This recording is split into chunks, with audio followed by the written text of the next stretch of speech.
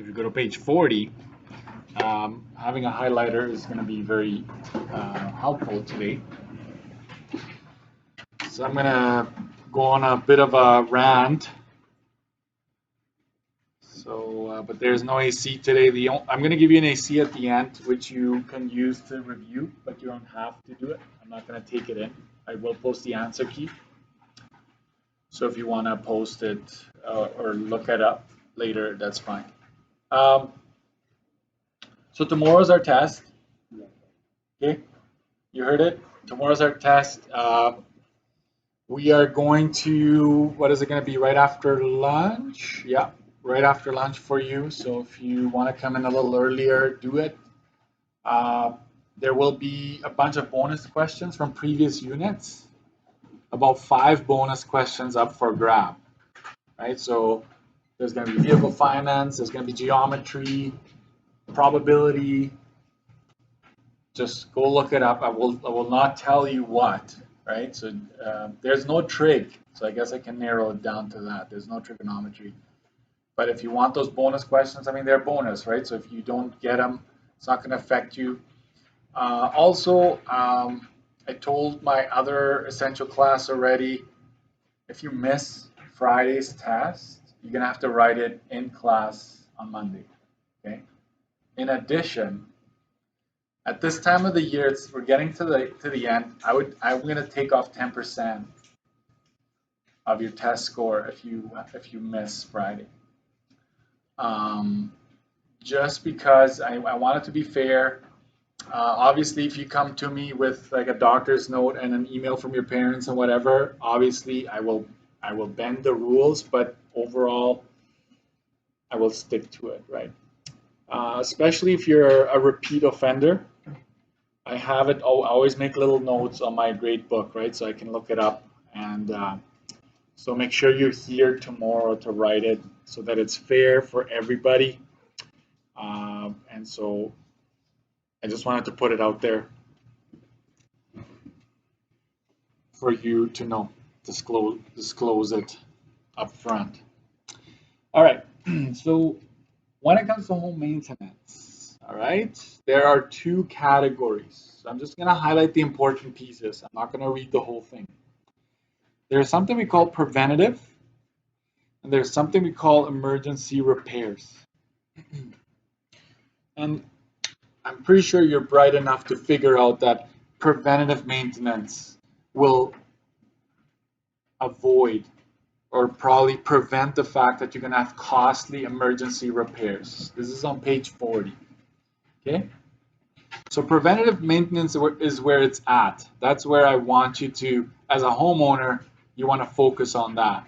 You do not want a costly emergency repair down the road because you were neglecting preventative maintenance. So is this list all encompassing? Absolutely not. You might have some good ones of yours, like that you want to mention, go for it. But here are a few, okay? You check the window wells and storm drains, right? Window wells are, you know, that little metal sheet metal in your basement window. Some of the houses have that, so the water can't just run into your basement window. That would be, you make sure that water can drain. If there's water sitting there, you have a problem, right? Check the siding, right? Check the siding of the house. Some of you have wood. There are wooden panels running along. They kind of overlap like this. Some people have stucco, right? Make sure it's not cracking, that water cannot make contact with the house itself, right? Because your house is made out of wood. Our houses are made out of wood. So if water can come in, you're in trouble. So that you got to check that. So that's all preventative. Check your driveway for cracks, right? Sidewalks, I don't know if I would, that's city property, but check your driveway for cracks. If there are cracks, it's a sign that the ground underneath is eroding. It's water is somehow going under your driveway, and the gravel that used to be there is kind of washing away. So that's why your driveway is cracking. So if you see the cracks, you should get it looked at. You can replace the whole driveway, which is very costly. It's like $10,000–$15,000 for a whole driveway these days, concrete. Yeah. Yes. So I wanted to get to that. Mud ruckers. I don't know if you heard of mud ruckers.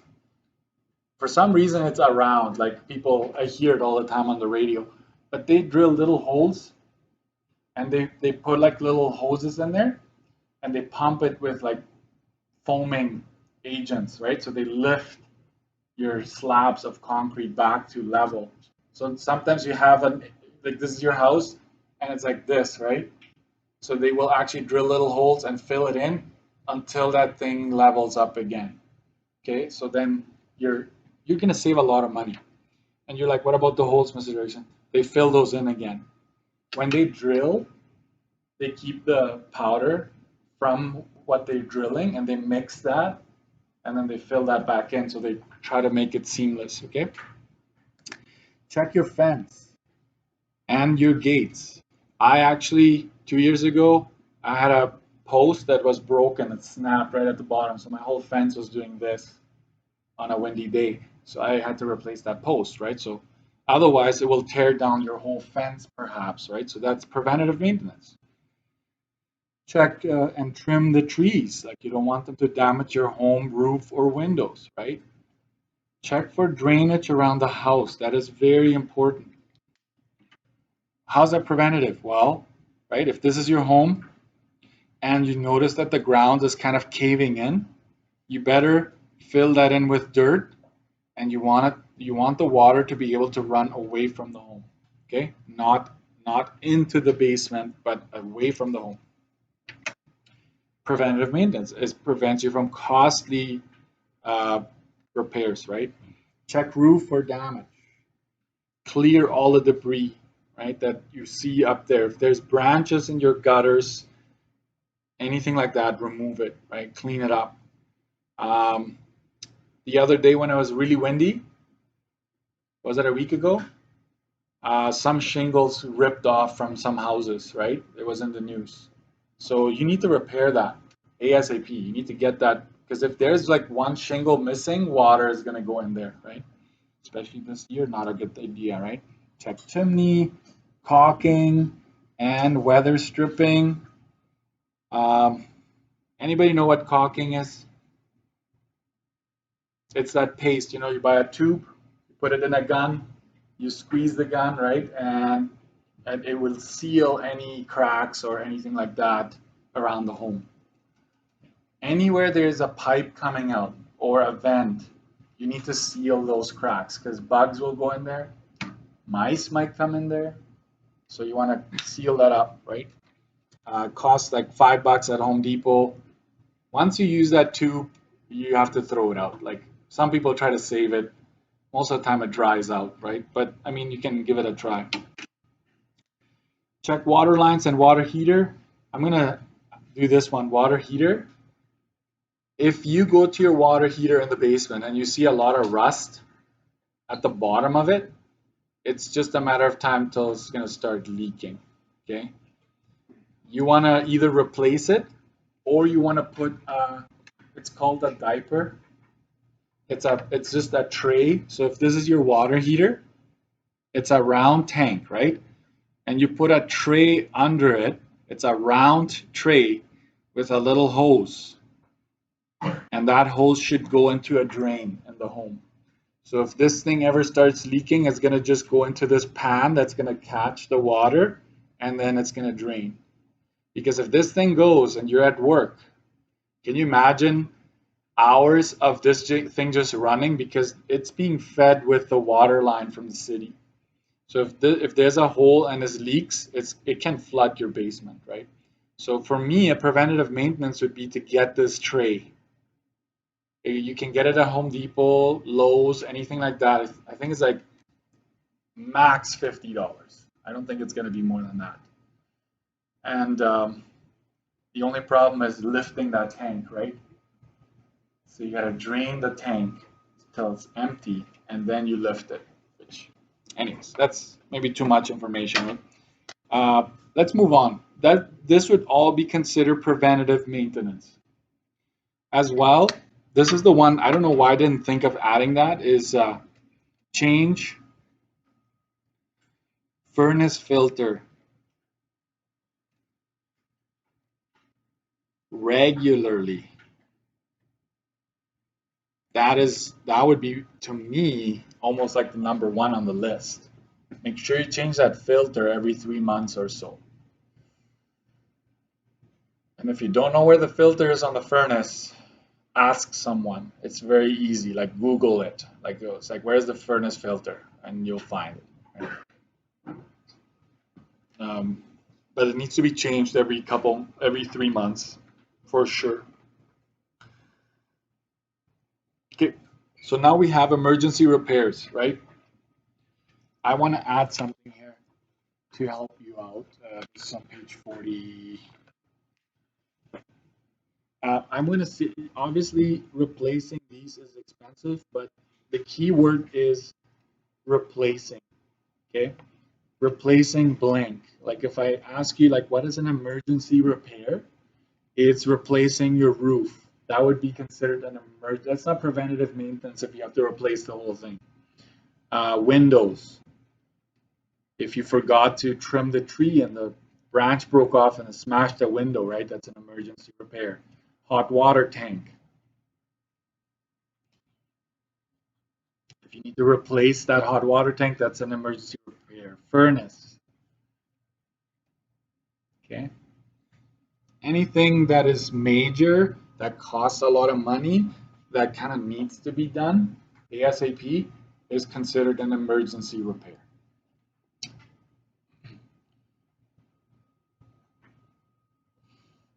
I feel like I'm overdoing it sometimes because you're not homeowners yet, so you don't really care as much, and I get it. But there's one thing, I don't know if you've ever noticed that, but your windows, at the bottom, the newer windows have two little vents at the bottom. They're very small, you can barely see them, but moisture can run out of them, right? And if those are blocked, right, water can get stuck in there and it won't drain. Another thing is that on the inside of this window, there's a rubber seal. That one you will see if you zoom in, there's a rubber seal there. If you don't wash your windows on a regular basis, like every spring, it could be that if them being covered in like grime and mud will disintegrate, they won't last as long. What happens when the seal breaks on the window? You might have had that issue. It's all fogged up. Have you ever had a fogged up window? Like in between, it's like there's moisture in there. That's probably because the seal went, right? So a preventative maintenance would be like to clean it every year. The emergency repair would be replacing the window, right? You not doing the preventative maintenance may have caused that to break down sooner than expected. Right? So anyways, that would be an emergency repair. A few examples. There are more here. And there you go. Home foundation.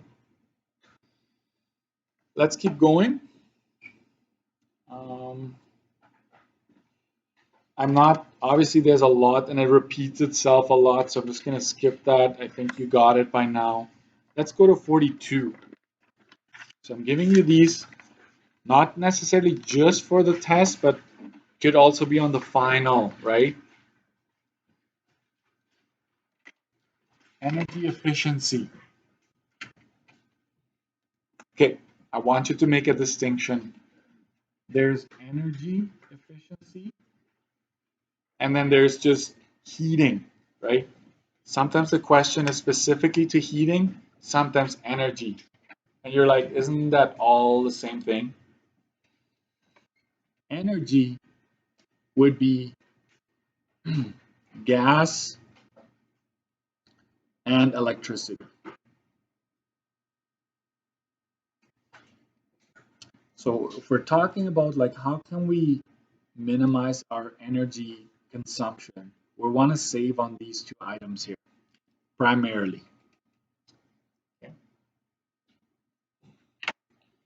And here are some tips to follow to reduce the, can we just scratch electricity and just replace that with energy. Some tips to reduce your energy consumption. So how can you reduce your energy consumption? Okay. And the key here is upgrade.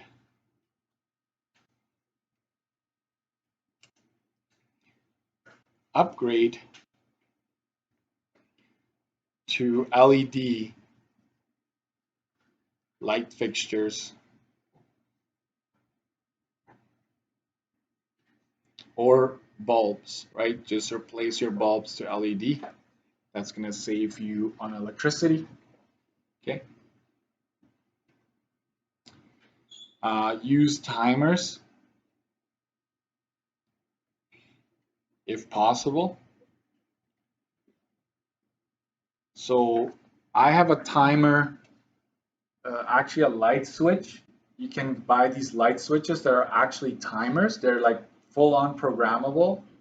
And so my lights for outside, they only go on at like 5, 6 in the evening, and they turn off at 1 or 2 in the morning. I don't have them going all night. If you plug in your car in the winter, you don't need to have it plugged in all night. It actually is quite costly because it's a little heater in the oil pan of your car. It's heating the whole time. So just put the timer on and turn it on 2 hours or 3 hours before you come to work or before you leave for school or something like that, right? Because nighttime is really when you need it the most. So just 2 hours before you go to work is fine, okay? Install motion sensing light switches. Greatest upgrade I could ever do to my home, because when my kids, especially when they were little, every single light in the basement was on when they were down there. And that was like a full-time job turning them off, right? I'm sure your parents are always after your cases, right? Turn the lights off. So I'm like, you know what? Certain small rooms, I'm like, I'm gonna put one of these in there. So when it doesn't sense movement, it just turns off. So and it's great. I love it. Um, what else can you do? Upgrade to high efficiency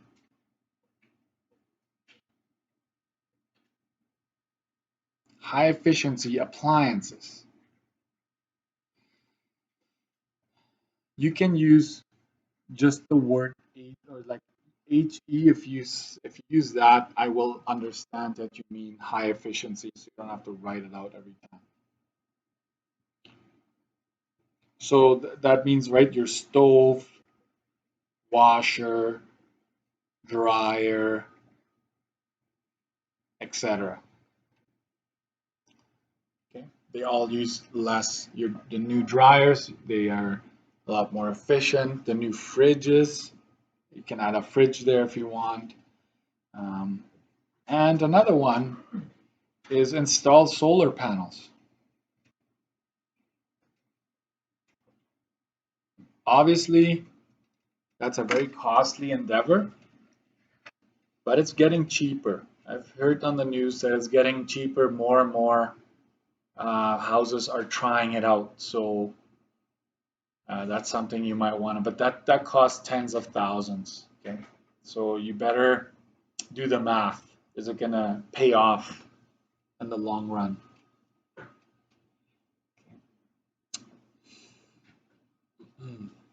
I'm sure it's going to be cheap enough soon that a lot of houses are just, it's just like an air conditioner. It used to be a luxury.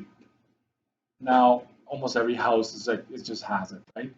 And I wouldn't be surprised solar panels after a while. It's like when they build new houses, you just put a solar panel somewhere on there.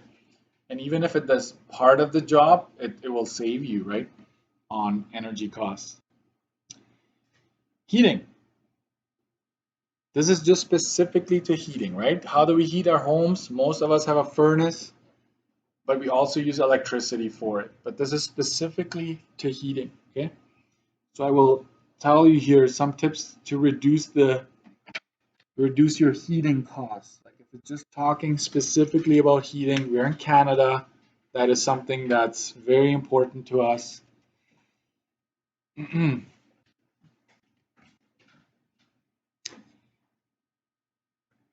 You can upgrade. Notice the word upgrade, right? Upgrade to high efficiency furnace. Upgrade to a high efficiency furnace. Okay. You can upgrade insulation in the home. So we can talk attic, walls, basement, etc. I say upgrade, but you know, some older houses do not even have insulation in some walls. Believe it or not, it's a thing. Um, I'm helping like a recently immigrated family. They live in the North End, and there's programs you can apply for. And they came in and they do a full-on inspection, and some walls didn't have insulation whatsoever. And so what they do is they drill holes from the outside, small holes, and they inject the insulation into the wall. So you know how there's like studs every foot or so, or every foot and a half? So they drill holes, they fill it in, and then you go to the next section and they fill that in. So that would be not just upgrading, that would be full on installing insulation, right? But for most of us, it's upgrading. You can upgrade your windows.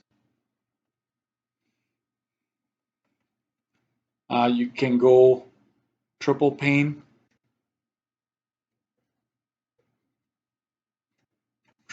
windows. Do you know how many panes you have? How you can find out? Anybody? Yeah, yeah, flashlight. If you're on your phone, right? Just go flashlight. If you see three, like if you hold it at a certain angle, you should see three of them, three lights. Some people use a key, like my real estate agent used to take a key like that, and if you see three keys, then it's three pane, right? So it's actually pretty easy to figure that out. Um, Install a smart thermostat. I think I talked about this yesterday.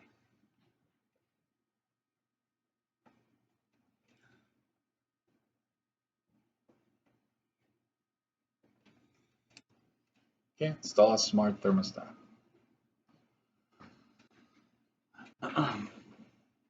So there you go. If you have two, I think you're going to be fine. Three, even better. Okay. So I'm kind of getting straight to the point. Let's just talk about what's important here.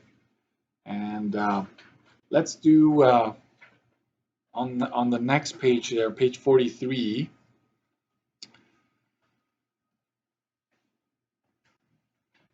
Oh, you know what? I didn't have that here, but you can use space heaters.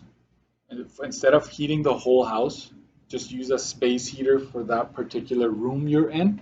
It's a lot cheaper.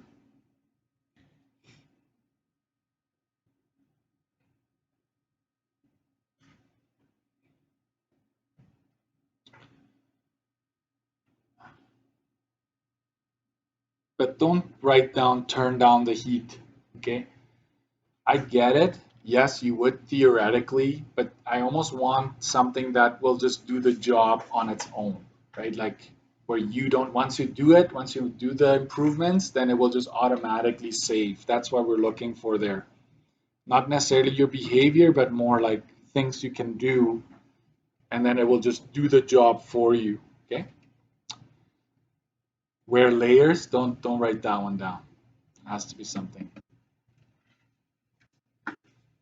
Okay, next page, 43. A little bit of math, just a little bit.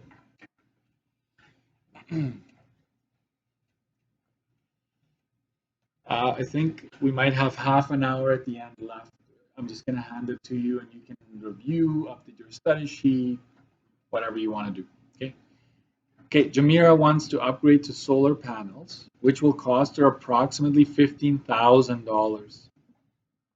She estimates that her electricity bill is $160 per month on average.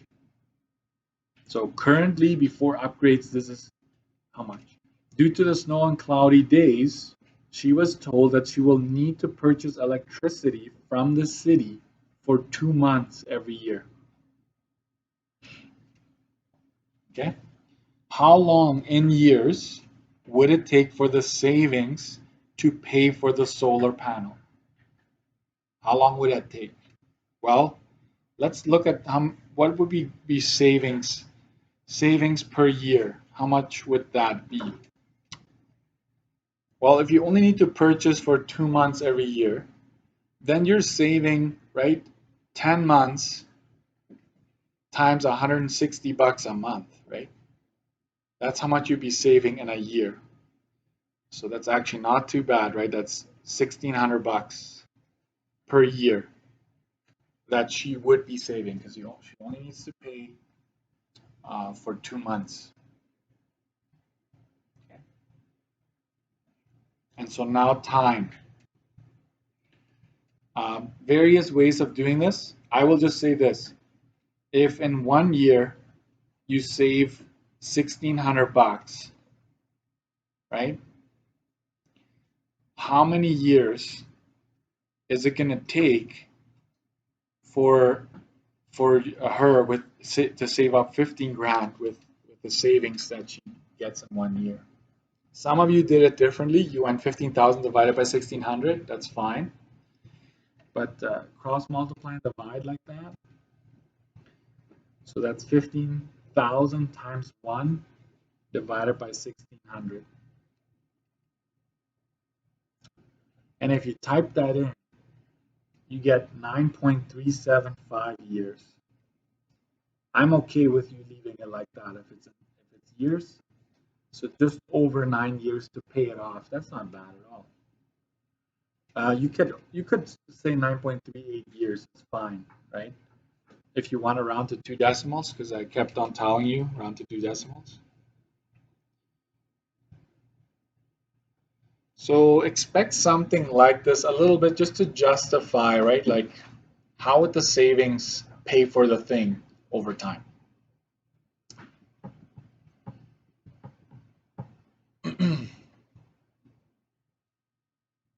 So that's what I did when I got my new house. Not new to me, right? Furnace was old. I could tell, you know what? My wife is gonna call me minus 40. I'm gonna be at work. It's like the furnace broke, right? So I just decided, you know what? I'm gonna get a new furnace. Hydro finances it for you. They give you the money and they just add every bill they charge you a little bit over 15 years. And you know what? I ended up saving enough gas every month to pay for that extra charge. So it's almost like it's a furnace that pays itself, right? So now you have the peace of mind having a brand new furnace, something that's very important in Canada, Winnipeg. All right, keep going. We're going to talk about the advantages and disadvantages of buying versus renting. This is on 45. There's a chart that brings it all together. I talked about buying, so I'm going to talk about renting right now. Let's go to the bottom here on page 45. We're just going to fill that in with some practical points here. Let me zoom into that section there. So, what are some advantages of renting?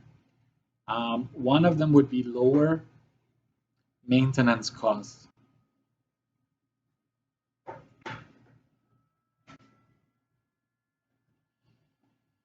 Lower, because you might have to buy a light bulb or whatever, but you don't have to really worry about the building, right? The landlord will do that.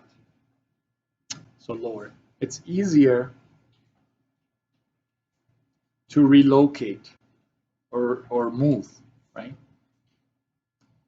It's not completely like it's not easy. You can't just walk out of the apartment and say I'm done, because most of us sign a lease, and so you're responsible for a certain number of months, right, to stay there, or you have to find somebody that takes it over. It's called sublet, right? You're gonna have to sublet it to somebody. but it is easier than a house for sure. Uh, Lower startup cost.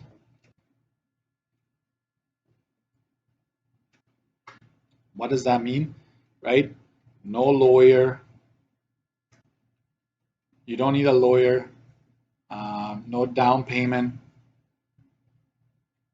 I know you're going to say, no, you need a deposit, but you don't need a large ten, $20,000 down payment, right, to rent. You don't need that. You don't need to even buy appliances. That's included, right? Most houses that's included too, but you don't need to worry about that. If it goes, you just call your landlord. My fridge died. You should be getting a new one within a day or two or hours, hopefully, depending on what kind of landlord you have. Um, Utilities are usually included. And what do I mean by utilities, right? Hydro, water, and maybe cable. Maybe not not all apartments have that, but most apartments you don't pay for electricity or water. Um, so that's all I'm going to give you. There's way more, and if you think of a good one, put it down. Um, but that's that. Some disadvantages of renting.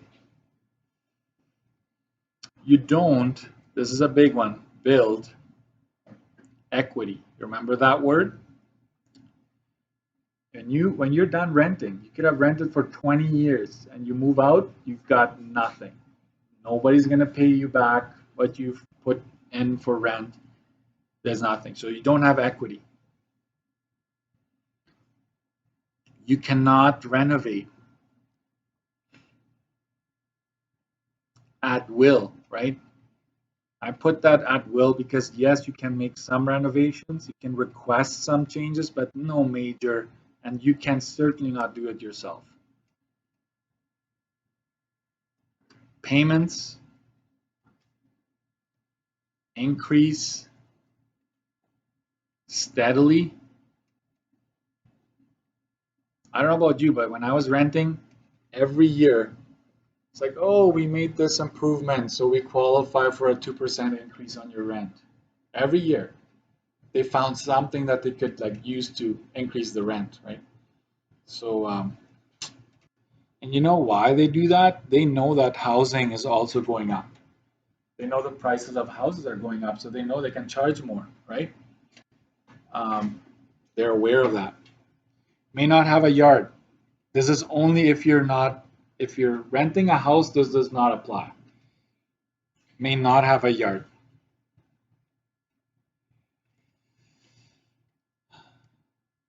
And less privacy.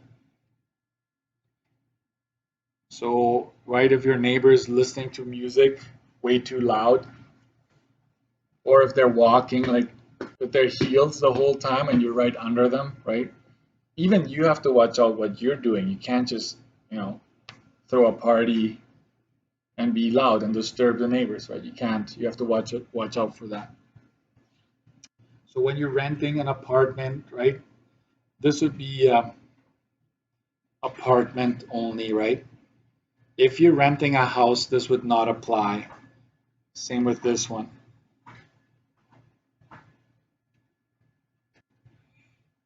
Condo or apartment, that would be more for that situation. We're coming to an end here. I just want to make sure you have this too. We'll do buying as well, so it's all in one place, and you'll see a lot of overlap.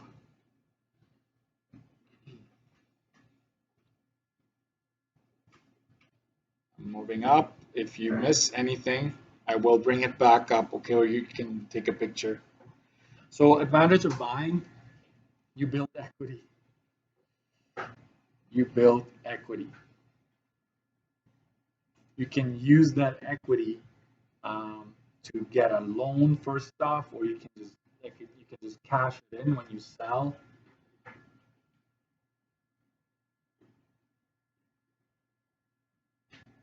You may renovate at will. You can tear down a wall. You can make an addition. You can paint whatever you want. You go for it. You have more privacy. And this is if you own, right? Own a home. If you're owning a condo, I wouldn't put that down, right? Payments stay the same. And I will say that relatively the same.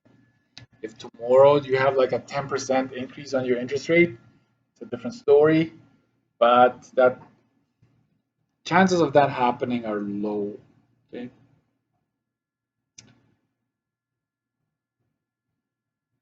I had more, but I'm just going to keep it at 4.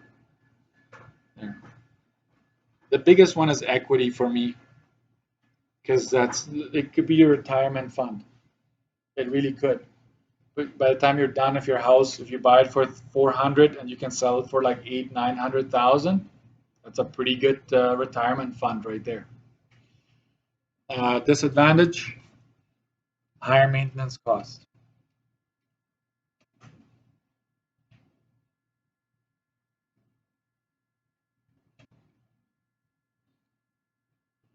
It's harder to move.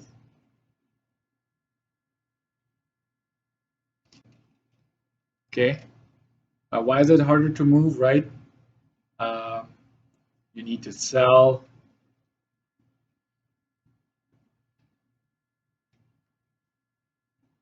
Maybe locked in.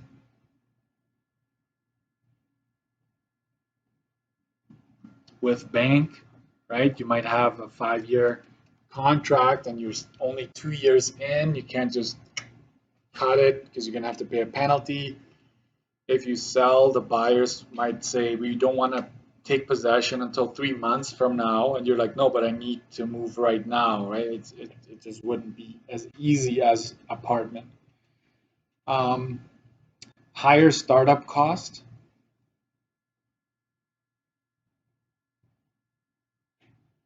There's a much higher startup cost, right? You need a lawyer, down payment, land transfer tax. You remember that one? I'm just going to go LTT, etc. Okay. All of those big sums are going to come your way, and it's going to add up big time. Higher ongoing costs, right? You have insurance, property tax,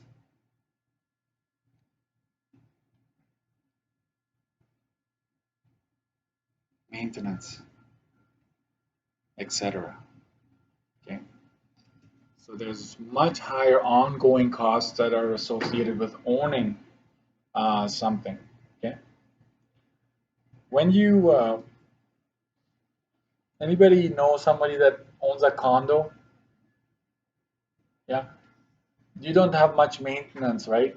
But what do you pay? There's something I didn't talk about. Every condo owner pays condo fees, which is a lot. It's like 3, 4, 5, 600 bucks a month. It depends on the condo. Where does that go towards? Shoveling the snow. Like they hire a company to clean the snow. If the roof goes for the whole complex, that needs to be replaced, so they put it in a savings. So condo fees are not cheap. We're good? You're all sold anyways. You're all like, yep, I believe what you say, Mr. Dirksen. When is 3:30? One more thing. I need one more thing and then we're good to go. Page 36, bottom of 36.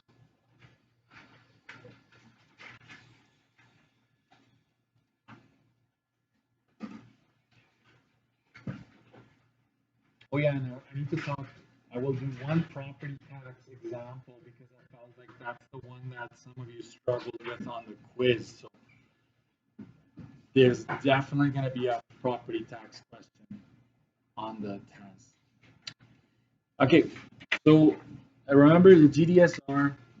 If the GDSR is over 32%, but you really want the property, you have a few options. Like these are your options to lower the GDSR, right? You want to bring it, okay?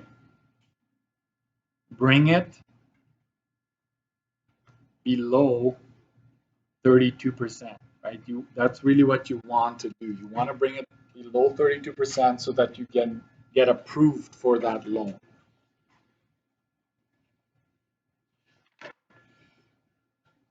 So here are two things. The first one is you can increase your down payment. You can increase the down payment because it will lower the mortgage payment.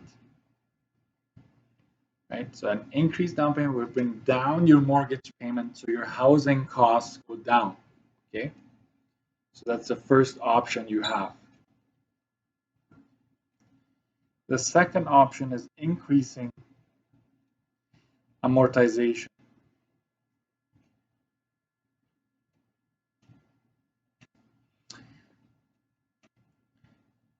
Lowers mortgage payment as well. Increasing amortization will also bring down your mortgage payment. And the last one is get a cosigner.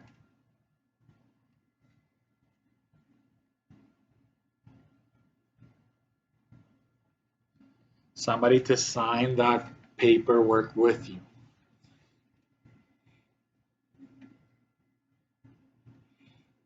Because it increases the total income. Oops.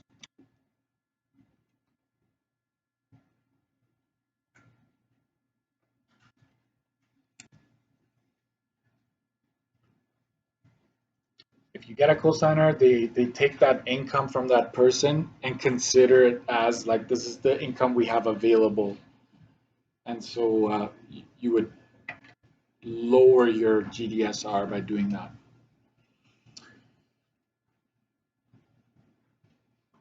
So that's that. Where's the property tax question? Let me just jumping a little bit, as you can tell. We're going to go to page, I believe it's 26. Yeah. We're going to go back to 26 after this. Oh, you want to box this in? Because I told you, right, boxed in is important.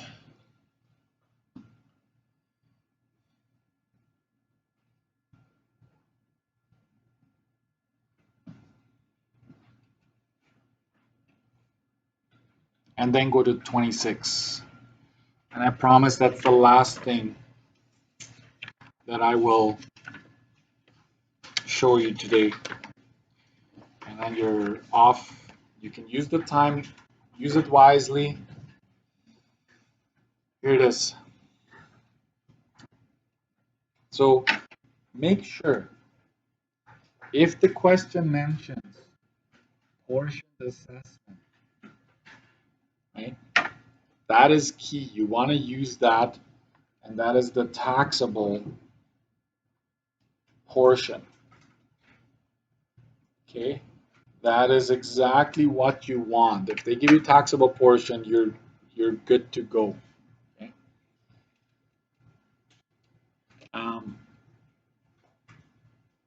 And there's the 60 foot frontage of the house. There's a mill rate here. Watch that. The municipal mill rate. You're going to need that to calculate the municipal taxes. There's a special lighting levy. I'm giving you the rate already. It's $3.50 per foot. So that's a local improvement. And the education taxes, watch this. There's already a dollar amount associated, no mill rate. They already calculated that for you. And there's a credit for $7.50. They want the total taxes for the property. This is on page 26. Okay. Let me just remind you. Property taxes, you would take your education plus your municipal plus improvements, if there are any, minus any credits that are mentioned.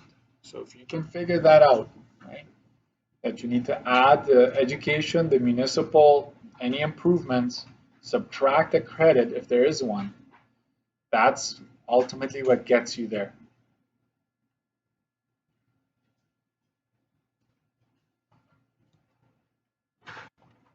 So I read up here, go hunt mill rates, okay? That's a municipal. Municipal, that's a mill rate. I'm going to write that down. Okay, you take that divided by 1,000.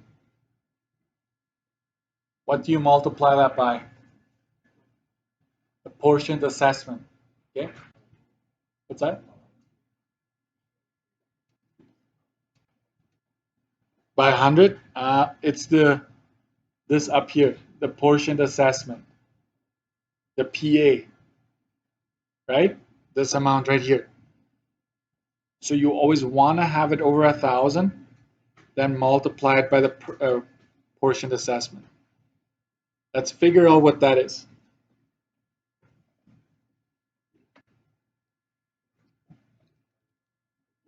Right? Divided by 1,000.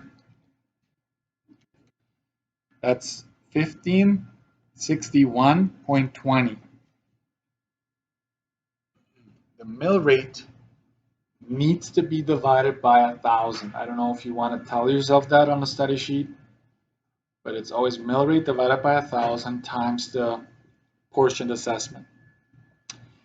The education is already calculated. There's no mill rate for education. In fact, they just say, hey, we already figured that out for you. So that's important, that's important. I've got both of those taxes that go to those two divisions. I've got that figured out. Now I'm going to ask myself, is there improvement? And in fact, there is. So improvement, I take my frontage, so the width of my property, 60 feet, and I multiply it by, in this case, it's 350 per foot. You would get that from your pink chart if it's not given. So it's 60 times 350, that's $210. Okay, that's also important to me. So I've got municipal, education, improvements, and the credits. I'm just going to take that away at the end. So here it is. Property tax is $1,561.20 plus $1,903.20 plus $210 for the improvements minus $750 for the credit.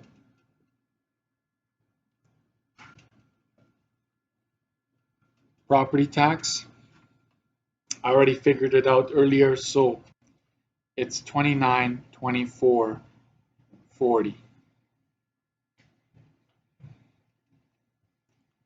That would be the total municipal taxes.